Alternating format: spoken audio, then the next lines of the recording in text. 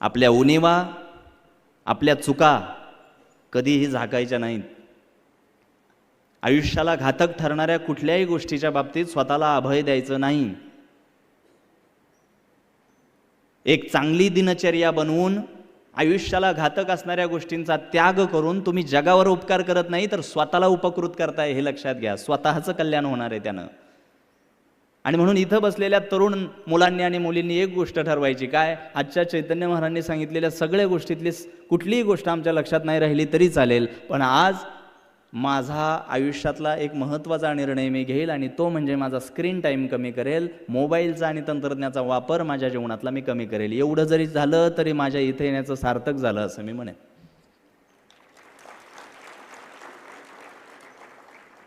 ताई, सोशल मीडियाच्या बाबतीत तुमची काय मतं आहेत मला माहिती नाही, पण इतका भयानक त्याचा परिणाम सध्या तरुण पिढीच्या जीवनावर होतोय. सकारात्मकता वाढवणाऱ्या कुठल्याच गोष्टी सोशल मीडियावर नाही. वैशिष्ट्याने इकडे ह्या मुलांना सांगतोय मी, जे स्क्रॉलिंग तुमच्या जीवनामध्ये वाढलेलं आहे ना, त्या स्क्रॉलिंगमुळे जो मूड स्विंग होण्याचा प्रकार आहे तो सगळ्यात घातक आहे जीवनामध्ये. काय होतं काय सर, ही रात्री अंथरुणावर पडली की मोबाईल हातात घेतात, मग त्यांचं ते यूट्यूब असेल, इंस्टाग्राम असेल, आणि मग ते इंस्टाग्राम ओपन केलं की मग ते रील्स बघण्याचा आता प्रकार वाढलाय. वरती ढकललं तर अचानक विश्वास नांगरे पाटलांसारखा एखादा प्रतिष्ठित अधिकारी येतो आणि त्यांना काही आदर्शवत अभ्यासाचे विचार सांगतो आणि यांचा मूड लगेच अभ्यासाचा होतो. अर्ध्या सेकंदात हे वर ढकलतात, त्याच्यानंतर येतात चैतन्य महाराज.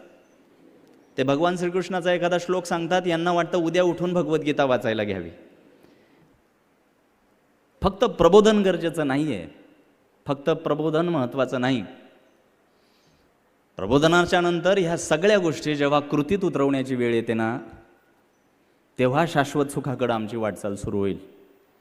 अत्यंत कन्स्ट्रक्टिव्ह आणि रचनात्मक प्रवास आपल्या जीवनाचा आपल्याला बनवायला हवा.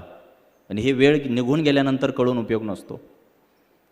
आम्ही ज्या संत साहित्याला समाजासमोर आज मांडतोय, त्या संत साहित्याचा आम्हाला का अभिमान आहे? कारण या वारकरी संतांनी समाजाला एक रचनात्मक प्रवास देण्याचं काम केलंय.